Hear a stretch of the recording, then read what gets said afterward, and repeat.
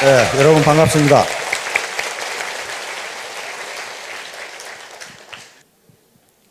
오늘 제가 제목으로 잡은 것은 1만 시간의 법칙이라고 하는 건데요.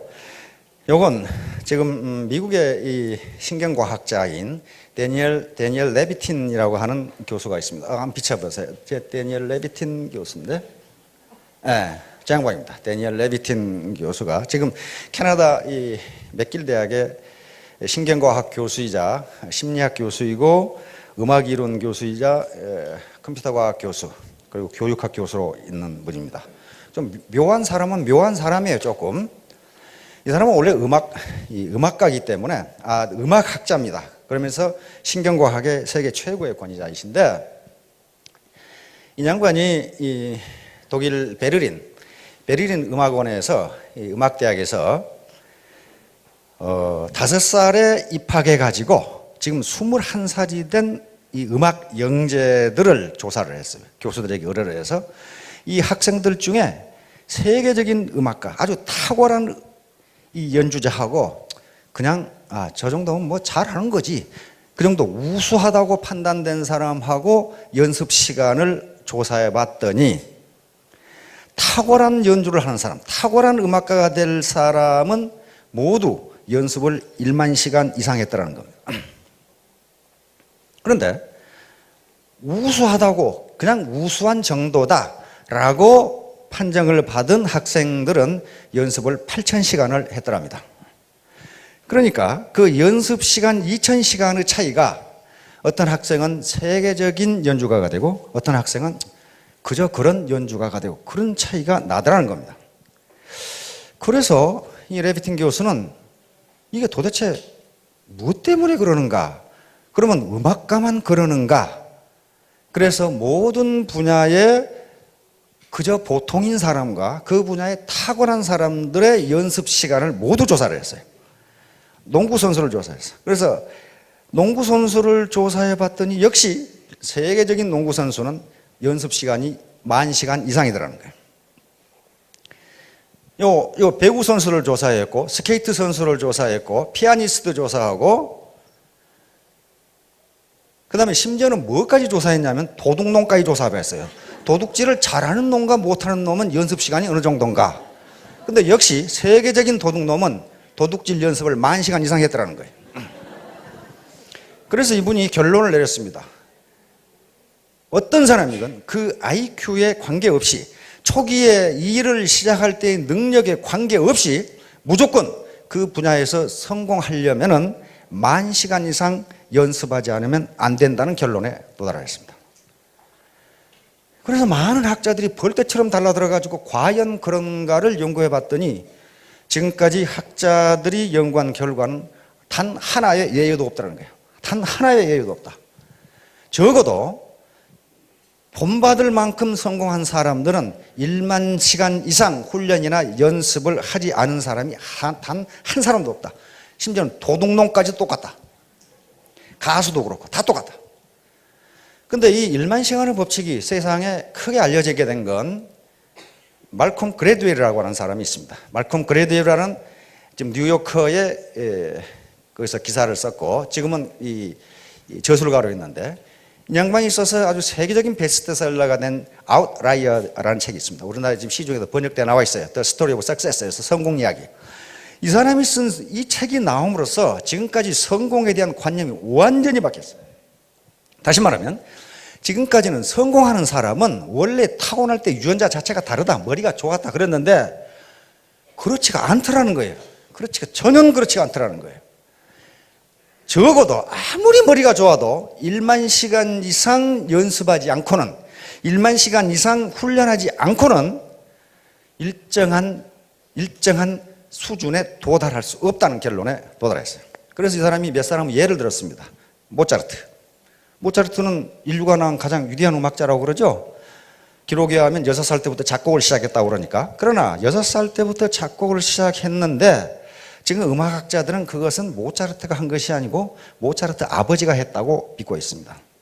그리고 모차르트가 실제로 작곡을 시작한 것은 11살 때 시작했어요. 피아노 협주곡을 작곡을 시작했는데 그때 작곡한 것은 별것도 아니에요. 그런데 10년 후인 21살 때 작곡한 피아노 협주곡부터 드디어 명곡이 되기 시작합니다. 다시 말하면 10년간 죽어라고 했다는 거예요. 10년간. 하루에 3시간 10년간 하면 10,000시간이 돼요. 두 번째로 예를 든 게 빌 조이라고 하는 사람이 있습니다. 빌 조이 하면 사진 한번 비춰요. 빌 조이인데요. 빌 조이는 잘 모르실지 모르겠는데 선 마이크로 시스템이라는 회사가 있어요. 우리나라에 들어와 있죠? 선 마이크로 시스템. 그게 워크스테이션을 세계적으로 독점하고 있는 이 회사이고, 이 인터넷에서 자바 프로그램을 개발한 사람입니다. 지금도 쓰고 있죠. 30년 전에 개발했는데, 이 양반은 수학 천재입니다. 대학, 우리 같으면 SAT니까 우리 같은 대학 예비고사, 수능시험이죠. 수능시험 수학에 만점을 맞았으니까. 그러면 이 사람이 만점을 맞았으니까 그런 이 컴퓨터 천재가 되느냐? 천만의 말씀이에요. 자기 증언에 의하면 71년 대학에 들어가서 무려 5년간을 하루에 3시간밖에 안 했어요. 뭐 했느냐? 자판 위에서 엎드려 자면서 컴퓨터 프로그램을 했습니다. 그게 1만 시간이 넘어요. 자기 입으로 내가 그 프로그램을 연습한 게 1만 시간이 넘는다, 이렇게 이야기를 했어요. 그래서 지금 세계적인 선 마이크로 시스템이라는 회사를 만든 사람이에요. 세계적인 프로그래머가 됐고, 인터넷에서는 오히려 마이크로소프트보다 더 언어로서는 낮게 보는 사람입니다. 그 다음에 또 이 말콤 글래드웰이 든 사람 중에 역시 누가 나와요? 비틀즈가 나와요. 비틀즈 아시죠? 1960년대 음악뿐만 아니라 세계 사회와 문화를 완전히 뒤집어 놓은 비틀즈는 영국의 리버풀이라고 하는 작은 도시에서 결성된 그게 밴드 마스터들입니다. 보컬 사운드란 말이에요. 4명이 했죠. 존 레논, 그 다음에 조지 해리슨, 그 다음에 폴 맥카트니, 그리고 링고 스타, 4사람이죠. 이 사람들이 이렇게 세계를 뒤집어 버린 것은 음악 천재여서가 아니고, 물론 음악에 자질이 있죠. 존 레논 같은 사람은 독일 함부르크에 가가지고 무려 4년 동안 하루에 8시간씩 연주를 한 거예요. 남들이 놀고 있을 때. 그래가지고 그런 세계를 뒤집어 버리는 음악이 나온 거예요. 그 다음에 빌 게이츠 예를 또 들고 있어요. 말끔 그래도. 빌 게이츠는 뭐 마이크로소프트는 모르는 사람이 없을 거예요. 빌 게이츠 그 친구는 하버드 대학 2년을 중퇴한 사람이거든요. 그러니까 대학 가다 중퇴하면 성공하는가 보다. 천만의 말씀. 그렇게 되는 게 아니에요. 중학교 2학년 때부터 무려 5년을 컴퓨터 프로그램을 했어요. 완전히 거기 빠져가지고 그것만 했어요. 그래서 남들이 컴퓨터라는 게 뭔지를 모르는 시기에 무려 1만 시간 이상의 프로그램을 한 거예요. 그래가지고 하버드 대학을 다닐 필요가 없어진 거예요. 그 분야에 세계 최고가 돼버리니까. 이와 같이 말콤 글래드웰은 여러 가지 사례를 들면서 그 머리가 아무리 좋아도 1만 시간 이상을 연습하지 않으면 그 누구도 성공할 수 없다. 그래서 많은 학자들이 이제 데니얼 레비틴 교수에게 질문을 했습니다. 어떤 질문을 했냐면요. 그러면 모든 사람이 1만 시간을 연습하면 다 천재가 되느냐? 데니얼 교수의 대답은 no, 그렇지 않다. 모든 사람이 1만 시간을 연습한다고 해서 천재가 되는 건 아니지만, 그러나 세계적으로 성공한 사람 중에 1만 시간 이상 연습하지 않은 사람은 단 한 사람도 없다. 알겠죠? 단 한 사람도 없다. 이게 얼마나 공평합니까? 만약에 IQ가 높은 사람은 조금 덜 해도 되고, IQ가 낮은 사람은 조금 더 해야 되고, 좀 몸이 건강한 사람은 조금 덜 해도 되고, 그렇다면은 아마 탓할 때가 많을 거예요. 아이고, 우리 부모가 나를 이렇게 나눠가지고 결국 안 되는구만. 그런데 지금까지 뇌신경과학자들의 연구에 의하면 머리 IQ에 관계없이 어느 누구도 세계적인 명성을 얻을, 다시 말하면 해당 분야의 전문가, 존경받을 만한 전문가가 되는 데에는 1만 시간 이상 투입하지 않으면 안 된다, 이렇게 되죠. 안 된다. 자, 지금까지 제가 지금 하는 얘기는 지난주부터 여기에 모이신 분들이 3가지 의문을 가지고 계실 거라고 그런 얘기를 했습니다. 첫째, 요 네트워크 사업을 할 것인가 말 것인가. 두 번째, 만약에 한다고 결심하면 어떻게 할 것인가. 세 번째는 나 같은 사람도 성공할 수 있을 것인가. 요 3가지 문제예요. 그래서 할 것인가 말 것인가에 대해서 지난주에 말씀을 드렸습니다. 즉 할 것인가 말 것인가. 요 모든 성공의 가장 중요한 3대 요소는 차가운 머리, 자신만 냉철한 이성이라고 했습니다. 올바른 판단력, 그리고 따뜻한 가슴, 그리고 부지런한 손발. 요 3개가 있지 않으면 절대로 되질 않아요. 우선 할 것인가 말 것인가를 결정해야 되는데 차가운 머리, 냉철한 이성으로 분석해 봐야 됩니다. 첫째가 이 회사가 합법적인가? 합법적인가? 물론 회사라는 이름의 간판을 걸었으면 합법적입니다. 그러나 겉으로는 합법적이지만 속으로 불법을 행하는 회사들이 비일비재합니다. 그런 걸 보셔야 된다. 냉철한 머리로 판단해 보셔야 된다. 두 번째는 경영자의 도덕성과 경영 능력이에요. 도덕성이 무지무지하게 중요합니다. 도덕성이 또 아무리 좋아도 경영 능력이 형편없으면 그건 비전이 없어요. 그래서 그걸 판단해 보셔야 됩니다. 세 번째는 제품의 질과 가격입니다. 제품의 질이 좋고 가격이 적정한 것이냐를 따져봐야 돼요. 제품의 질이 좋고 가격이 비싼 것은 시중에 얼마든지 있어요. 소위 명품이라는 것들이 다 그런 것들이에요. 그러나 제품의 질도 좋지만은 서민이 쓸 수 있는 가격인가 하는 걸 따져보셔야 돼요. 네 번째는 보상 플랜. 내가 열심히 뛰었는데 빨대 꽂아 다 빨아먹고 나한테 오는 것이 없다. 위에서 다 빨아먹고 없다. 그렇다면 그거 뭐 할라 해요, 그런 걸. 그런 회사들 무지무지 많습니다. 무지무지 많아요. 돈이 되긴 되는데 누구 돈이 되느냐?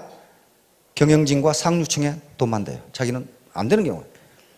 마지막으로 비전이 있느냐 하는 걸 봐야 됩니다. 비전. 그런 걸 냉철한 머리로 판단해 보시고 따뜻한 가슴으로 판단해야 될 것은 내가 하는 이 일이 옳은 일이냐 하는 걸 따져봐야 돼요. 합법적이지만 옳다고 할 수 없는 일이 세상에 무지무지 많아요. 그리고 기업들에 그런 게 굉장히 많습니다. 법에 저촉되지는 않지만은 저게 과연 도덕적으로 옳은 것이 하는 것들이 많아요. 예를 들어서 몇 년 전에 어디 해안에 기름이 쏟아 부어졌어요. 그렇죠? 그런데 기름 오염과 관계된 회사는 기름 제거에 나타나지도 않았고 아직까지 10원도 보상 안 해줬어요. 법적으로는 아무 하자가 없습니다. 그러나 그걸 도덕적으로 옳다고 할 수는 없어요. 그렇잖아요. 그런 일들이 비일비재해요. 그러니까 과연 내가 지금 하는 일이 요 제품 좋고 가격 좋은데 요걸 과연 내 친구나 누구에게 전달하는 것이 옳은 일인가? 그 다음에 따뜻한 마음으로 판단해야 될 게 두 번째는 보람 있는 일인 거예요. 보람이 없으면 아무 일도 못합니다. 보람에 대해서는 시간이 있으면 또 다시 한번 언젠가 이야기할 텐데요. 보람 있는 일인가? 기적의 사명선언문이라는 책이 몇 년 전에 우리 사회에서 이 베스트셀러가 된 적이 있습니다. 한 사학가가 쓴 건데요. 로라 베스라고 하는 사학가가 쓴데 거기에 우리나라 송영근이라는 분이 번역을 했는데 그 서문에 이런 얘기가 있습니다. 중세 어떤 신부가 길을 지나가는데 3명의 석공이 돌을 쪼고 있어요. 그래서 이 신부님이 한 석공에 물었습니다. 당신은 지금 뭘 하고 있습니까? 그러니까 이 석공이 대답하는 게 보면 모르셔. 돌 쪼고 있지 않소. 두 번째 석공에게 또 물었습니다. 뭘 하고 계십니까? 목구멍이 포도청이라 돌 쪼고 있지 않소. 세 번째 석공에게 또 물었습니다. 뭘 하고 계십니까? 아름다운 성전을 지을 주춧돌을 제가 만들고 있습니다. 이렇게 대답했단 말이에요. 그러면 돌을 쪼고 있다는 행위는 똑같은데 첫 번째, 보면 모르셔. 돌 쪼고 있지 않소. 그러면 이놈은 지가 지금 뭘 하고 있는지를 모르는 거예요. 뭐 때문에 돌을 쪼고 있는지 전혀 모르는 거죠. 두 번째 석공은 목구멍이 포도청이니까 하는 수 없이 한단 말이에요.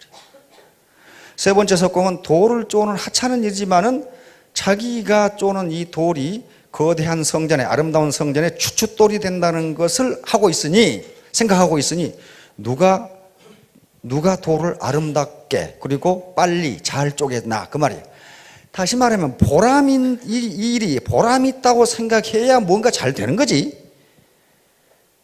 돈 벌기 위해서 한다든가 하는 수 없이 한다든가 내가 지금 뭘 하고 있는지 모르고 한다든가 북한에 물 뿌린 놈처럼 그래가지고는 잘 되지 않는다 그런 말이에요. 그래서 과연 이 보람 있는 일인가를 생각해 보셔야 합니다.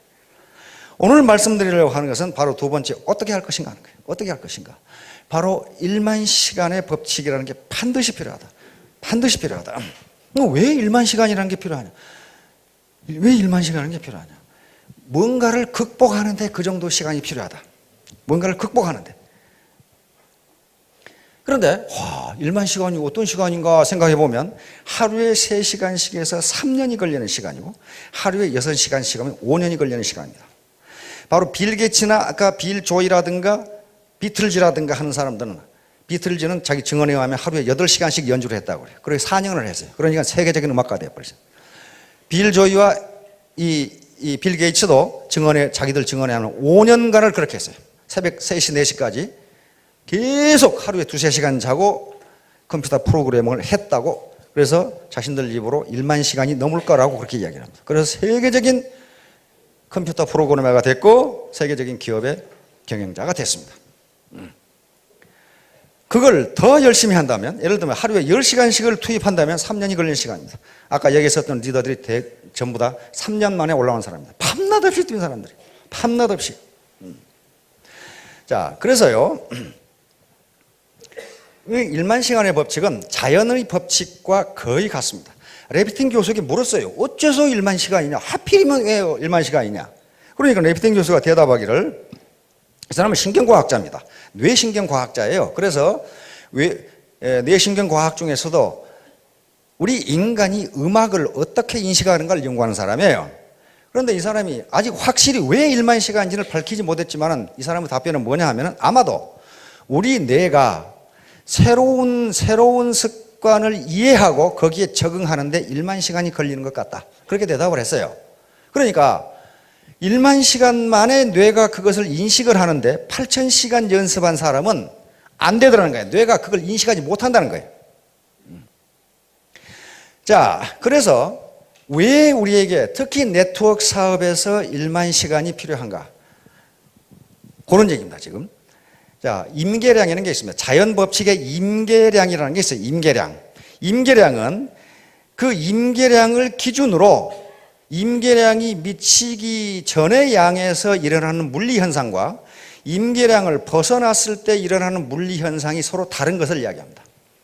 그러니까 일반적으로 자연계에서 어떤 현상이 나타나는 데는 반드시 어떤 일정량을 넘어야 그 현상이 나타나지 그 전에는 전혀 나타나지 않는다. 자연현상에 이런 것이 있듯이 인간세에도 똑같이 있어요. 이게 창조의 법칙이니까 그렇단 말이에요. 똑같이 있어요. 우리가 어떤 노력을 할 때요, 일정 시간 이상 연습하지 않으면 한 단계를 올라가지 못해요. 그러면 이게 필요 없느냐? 그렇지가 않다는 거예요. 보통은 어떤 성과가 나타나지 않으면 거기서 중단해 버리니까 성과가 없는 거예요. 예를 들면 물통에 물을 붓는다고 합시다. 계속 물통에 불을 붓는데 물이 넘치지가 않아요. 그러나 어떤 한 방울에 물이 넘칩니다. 그게 임계량이에요. 그러면 그때가 앞에 그 부은 물이 필요 없느냐? 그렇지가 않다 이거예요. 그렇지가 않아요. 그게 있었기 때문에 결국 차가지고 어떤 순간에 물이 넘치게 되는 거예요. 인간에게 효과가 나타나는 것도 그 자연 법칙이 그대로 적용된다는 겁니다. 우리 누구지? 스케이팅 하는 김연아. 책에 보니까 요 뺑 도는 걸 10,000번 연습했답니다. 아무것도 아닐 것 같은데 나는 2번만 연습하면 되겠더만은 10,000번을 연습했다. 10,000번. 그런데 10,000번 중에 3,000번을 넘어졌답니다. 3,000번을 넘어졌다. 그래서 세계 챔피언이 된 거예요. 모든 사람이 다 그랬어요. 에디슨 같이 발명왕 어떻습니까? 인류 역사상 가장 많은 발명한 사람이에요. 1039가지인가 했죠. 특허와 발명이. 그런데 뭐라고 그랬어요? 전등 하나 만드는데요, 에디슨의 자서전에 보면 뭐라고 써놨냐면, 내가 전등을 만드는데 9,999번을 실패했더니 한 기자 녀석이 와서 내가 또 만들고 있으니까 10,000번을 실패하냐고 물어보더라 그 말이에요. 그래서 에디슨 대답은, 이 사람아, 나는 실패한 적이 한 번도 없네. 불이 안 켜지는 방법을 9,999가지나 알아냈네. 그러더라고요. 근데 에디슨도 자기가 몇 번 실패한지를 잘 모르는가 봐요. 다른 사람이 쓴 에디슨 전기원에 3,000번을 실패했다가 나와요. 여러분 생각해 보세요. 백열전구 만드는데 3,000번을 실패했는데 계속했다. 그게 머리가 좋은 사람입니까? 별로 안 좋아요. 초등학교 3개월 다녔죠? 그런데 사명감을 가지고 그렇게 했어요. 에디슨의 모든 말은 그렇게 돼 있어요. 그 다음에 뭐라고 돼 있느냐? 천재는 1%의 영감과 99%의 노력이다. 천재란 단순히 자기가 맡은 일을 끝까지 해내는 인내심을 가진 사람이다. 이렇게 돼 있어요. 자기가 그렇게 했거든요. 그리고 내가 만든 모든 발명품은 우연히 된 것이라고는 하나도 없다. 내가 땀을 쏟고 그 다음에 연구를 해서 나온 것이다. 얼마 전에 우리 아침형 인간이라는 책이 베스트셀러가 됐어요. 일본인 의사가 쓴 겁니다. 일본인 의사가 쓴 건데요. 아침형 인간. 그 책에서도 그 의사는 뭐라고 하느냐면요. 전부 지금 젊은이들인가 모든 사람들이 올빼미형 인간이 돼 있대요. 아침에 늦게 일어나고 밤새도록 돌아다니는.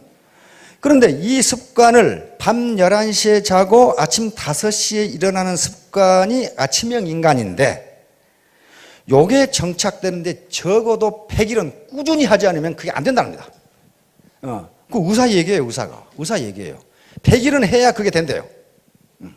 심지어는요, 대관령에서 명태 가지고 황태 만드는데도 100일은 해야 된답니다. 그 자료를 조사해 보니까 그게 20번을 얼었다 녹아야 된다는데요. 20번을 얼었다 녹았다 하고 바람이 불어야 되고 그런데 그게 약 100일 걸린답니다. 그렇지 않고서는 맛있는 황태가 안 된대요. 100이라는 의미가 그런 의미를 가지고 있습니다. 그 다음에 더욱더 과학적인 것은요. 우리 몸의 세포가 60조 개라고 그러는데 그건 누가 세봤는지는 잘 모르겠어요. 하여간 무지하게 많아요. 근데 하루에 수백여 개가 죽고 수백여 개가 새로 생겨난답니다. 그러면 예를 들어 500억 개가 죽는다. 그러면 우리 몸이 새로운 세포로 완전히 바꿔지는데 얼마 걸려요? 100일이 걸립니다. 100일이 걸려요. 그래서 아들 군대 갈 때 아이고 이 자식 잘 갔다 오라 이렇게 아는 분은 100일 후에 휴가 나오면 그 몸뚱이는 다른 몸뚱이에요. 전혀 처음에 안 왔던 몸뚱이는 전혀 아니에요. 자, 이와 같이 우리가 100일간 뭔가를 꾸준하게 지속하면은 우리 뇌세포 그리고 우리 세포가 이게 정상적인 상태라고 인식을 한다는 거예요. 그래서 습관이 바뀌어지는 거예요. 그래서 100일간의 몰입, 100일간의 정진이 가장 중요합니다. 그런데 네트워크 사업에서는 100일이 더욱 중요해요. 굉장히 중요한 게요. 왜 그러냐면요. 네트워크 사업에는 다른 사업하고는 달리 무지무지하게 극복하기 어려운 점들이 있어요. 그것은 100일간 정진하지 않고서는 도저히 극복이 안 돼요. 그런 문제가 뭐가 있을까요? 첫째, 체면과 자존심이에요. 내가 어떻게 살아왔는데. 특히 정서, 이성보다는 감성이 앞서는 한국인에게 있어서 체면과 자존심이라고 하는 문제를 극복한다는 게 쉬운 일이 아니에요. 그것은 내 세포, 그 다음에 내 사고방식에 들어가 있기 때문에 이걸 그냥 100일간 정진하지 않고서는 바꿔지지 않는다. 특히 사회적으로 성공했던 삶, 그리고 사회적으로 존경받았던 직위에 있던 분들이 더욱더 그래요. 제가 그런 삶을 살아와서 알거든요. 바꾸기가 무지무지하게 힘들어요. 그런데 이게 옳고 이것이 보람 있다고 생각하고 밀어붙여서 100일간만 하면 이게 바꿔져요. 바꿔진다고 하는 거예요. 엊그제 지난주에 제가 이사를 했고 또 쿠웨이트 대사를 하던 친구가 귀국을 했어요. 그래서 입국 축하 겸 지금 본부대사로 있는데 이모부 장군들하고 교수 한 10여 명을 초청해서 집에서 파티를 했습니다. 그런데 그 대사 부인이 애터미 화장품을 보더니 깜짝 놀래요. 이거 어디서 났냐고 물어보더라고. 당신 이걸 어떻게 하냐고 그랬더니 벌써 어디서 났냐고 이제 물어보는 거예요. 어디서 사면 되냐고 그렇게 물어 깜짝 놀랐어요. 왜 그걸 나한테 묻냐고 그랬더니 뉴욕에 있는 자기 뉴욕으로 언니가 이민 갔거든요. 이 화장품이 싸고 매우 좋으니 이걸 바르라고 쿠웨이트로 보냈어요. 쿠웨이트 대사관으로. 그래서 이걸 지금 써보니까 무지무지 좋은데 다 떨어졌는데 언니한테 지금 뉴욕에 주문하려고 하는데 여기가 왜 이게 있냐 이게. 그래서 내가 그 부인들 집합시켜놓고 일장 훈시를 이제 하고 이 화장품을 한 달간 바르면 우리 문대사라든가 여러 장군들이 아침에 일어나서 아가씨 어디서 오셨냐고 이렇게 물을 거다. 그랬더니 이 대사 부인이 자기는 지금 이거 한 통을 다 발랐는데 이 문대사가 이 아가씨라고 안 부른다. 그래서 제가 답변하기를 너무 적게 바르니까 그런다. 왕창 발라라. 이제.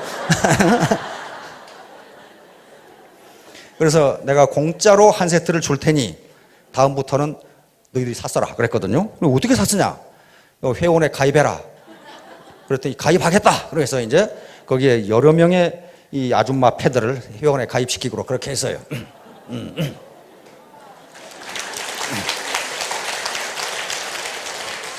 이렇게 자기가 체험을 해보면 지금까지 가졌던 부정적인 인식을 바꿀 수가 있는데 그걸 적어도 100일 동안을 해야 된다. 100일 동안. 그 다음에 뭐 하는데 100일이 걸리냐면요. 이놈 계급장 떼는데 100일이 걸려요. 계급장을 여러 개 달고 있거든요. 저도 여러 개 달고 있었어요. 에? 육사 졸업했지. 서울대학 졸업했지. 사관학교 교수였지. 미국에 유학 갔다 왔지. 박사학위 받았지. 육군 대령이었지. 그러니까 계급장 여러 개 붙어 있어. 이걸 떼기가 무지무지 어려워요. 지금 이 중에도 저보다 훌륭한 사람들이 무지무지 많아요. 공학 박사도 있고 심리학 박사, 정형학 박사, 경영학 박사, 그다음에 회사 회장했던 분, 사장했던 분 많습니다. 수백억 수주를 받아서 일했던 분 많아요. 그런데 그 양반들 열심히 하시는 거 보면은 계급장을 완전히 뗐어요. 근데 지금도 계급장 붙이고 있는 사람이 죄다 많아, 굉장히 많아요. 그럼 100일간 정진을 안 해서 그래요. 계급장 그거 아무 필요 없어요. 자기만 그것이 계급장이라고 생각하지 다른 파트너는 뭐라고 생각합니까? 꼴에 진짜 육갑 떨고 있는 그런 식으로 전혀 인식을 하잖아요. 전혀 안 하죠. 그게 공주병하고 왕자병이에요. 공주병과 왕자병이 들었다는 것은요, 공주와 왕자가 아니란 걸 의미합니다. 진짜 공주와 진짜 왕자는 그런 병에 걸리질 않아요. 그렇잖아요. 그런 사람들은요, 다른 사람을 우습게 봐요. 내가 누군데? 야, 근데 공주병에 걸린 분들을 보면요, 그 얼굴이 공주가 아니에요, 사실은. 아주 평범한데 자기는 공주라고 생각한단 말이에요. 그런 분들이 많아요. 어떤 성당에서 부인이 와가지고 신부님, 저는 제 얼굴이 너무 아름다워서 하루에 몇 번씩을 제 얼굴을 보고 감탄을 하는데 이것도 죄입니까? 신부님이 대답하시기를 죄는 아닙니다만은 착각입니다. 이렇게 이제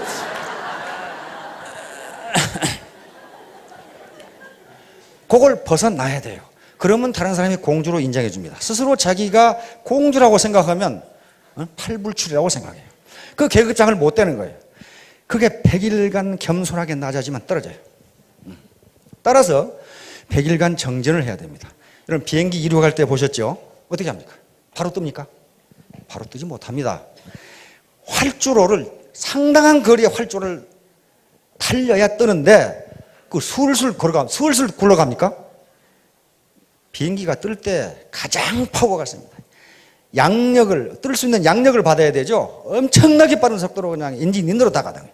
제일 시끄러워요. 그러니까 그렇게 하지 않고서는요 비행기가 이륙할 수가 없어요. 그런데요,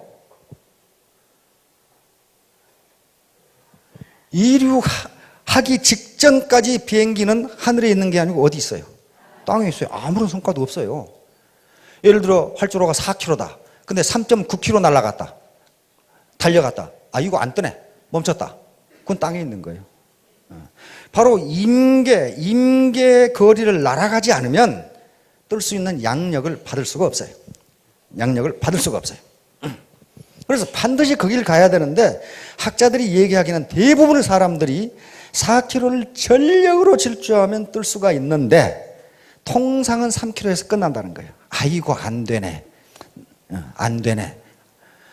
통상 그래서 에디슨이 이야기한 것처럼 성공한다는 것은, 천재라고 하는 것은 자기가 한 일을 끝까지 해내는 사람이다. 이렇게 얘기하는 사람. 그러니까 그 사람이 세계 최고의 발명가가 된 겁니다. 그러면 비행기가 이륙합니다. 테이크오프 하죠. 테이크오프 하는데요, 4km에서 떴다. 그럼 수직으로 올라갑니까? 천만의 말씀. 그렇지 않아요. 비스듬히 올라갑니다. 그렇죠? 비스듬히 올라가는데요, 비스듬히 올라갈 때도 엔진 소리가 어떻습니까? 무지무지 시끄러워요. 이게 쉽지가 않다는 거예요. 이게 올라가는데, 올라가는 거 계기판 앞에, 좌석 앞에 요 고도 나오죠? 보세요. 이렇게 올라가다 또 이렇게 가요. 그렇죠?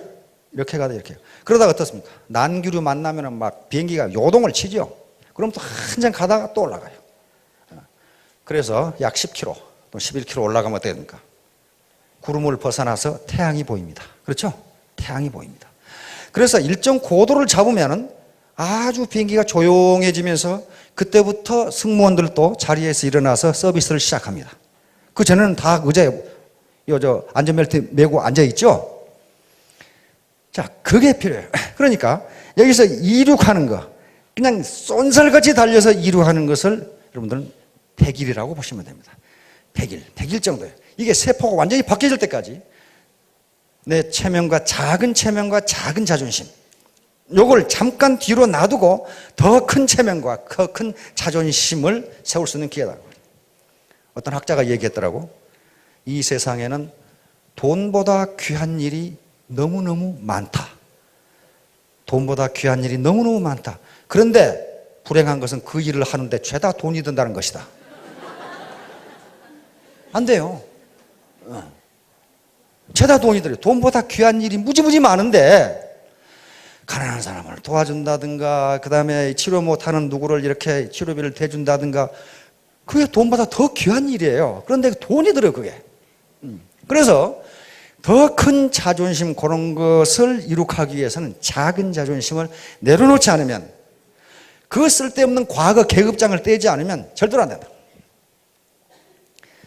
계급장을 안 뗀 사람들 지금 리더 중에도 몇 사람 있어요. 그래가지고 그 계급장을 안 뗀 리더가 있는 데는요, 지멋대로 하려고 그러니까 질이 멸렬해, 조직이. 자, 결론을 말씀드리도록 하겠습니다. 이 세상에 공짜는 전혀 없습니다. 공짜는 없어요. 공짜가 있다고 먹었다가는 어떻게 됩니까? 낚시에 걸려요. 반드시 낚시에 걸려요. 공짜를 절대 없습니다. 자기가 땀 흘린 것만큼 얻을 수 있어요. 그건 레비틴 박사가 1만 시간의 법칙으로 이야기를 했습니다. 그리고 일단 이륙하는 데는 100일간 정진이 필요합니다.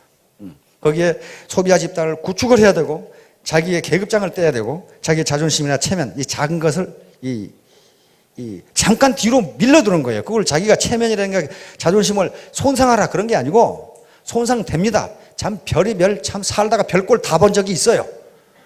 그 작은 걸 희생하지 않으면 안 됩니다. 따라서 공짜는 없다. 그리고 신은 새를 위해서 벌레를 만들었지만은 벌레를 둥지에 넣어주지는 않습니다. 둥지에 넣어주지는 않기 때문에 그 벌레를 잡는 것은 새 어미의 몫이에요. 새의 몫입니다. 일찍 일어나는 새가 벌레를 잡는다는 얘기가 있습니다. 마찬가지로 사업을 할 수 있는 기회 또는 돈을 벌 수 있는 기회는 모든 사람에게 공평하게 열려 있지만은 그 기회를 선택하느냐 마느냐는 자기에 달려 있어요. 따라서 모두 이륙을 하는 데까지는 100일 정도의 정진이 필요하다는 것을 아시고, 이제 고도 비행을 하려면 우리 앞에 나온 리더들처럼 1만 시간의 정진이 필요합니다. 모두 좋은 선택을 해서 성공하시기 바랍니다. 감사합니다.